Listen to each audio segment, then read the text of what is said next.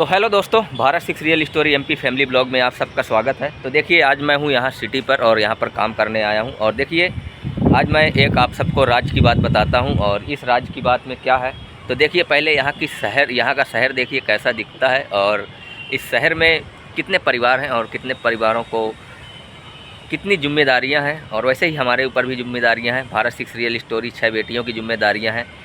तो उस जिम्मेदारी का आधा हिस्सा मेरे पास है, क्योंकि मैं यहाँ पर आया हूँ कमाने के लिए। और मेरी बीबी के पास है आधा हिस्सा। और आधा हिस्सा बीबी के पास क्यों है, क्योंकि वो रिश्तों को जोड़ती है।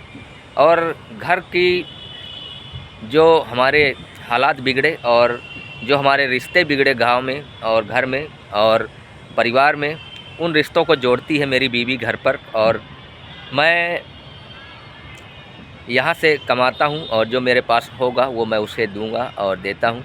और उससे मेरे बीबी सारे रिश्तों को जोड़ती है। बस एक यही है भारत सिक्स रियल स्टोरी की असली कहानी में ट्विस्ट। जिनकी हमने बुराइयाँ की और जिन्हें अच्छे से जानते नहीं, उनके लिए हमने ऐसा बोला। क्योंकि ये बीबी क्या होती है दोस्तों, लाखों लोग होते हैं, बहुत से ऐसे लोग होते हैं कि अपने ही घर की जैसे बुराई करते हैं। मैंने भी की ब्लॉग में, ऐसा नहीं है कि मैंने नहीं की। लेकिन फिर भी आज रिश्तों की अहमियत बहुत ज़रूरी है। क्योंकि रिश्ते जब टूटते हैं तो घर टूटता है, और घर टूटता है तो पूरा बच्चों का फ्यूचर बिगड़ता है। इसलिए इसको हमको और अच्छे से जोड़ना है। और मेरी बेटी और मेरे परिवार में मेरी बीबी, उन्हें रिश्तों को वो जोड़ती हैं। और देखिए, आज मैं जहाँ पर हूँ कमाने आया हूँ, ये बहुत बड़ा सौभाग्य है कि मेरी बीबी ने मुझे प्यार से विदा किया और कमाने के लिए, कि घर को चलाना है तो खेती ही बाड़ी बस नहीं काम करना है। हमने ठेके पर खेत लिए दूसरे के काम करने के लिए।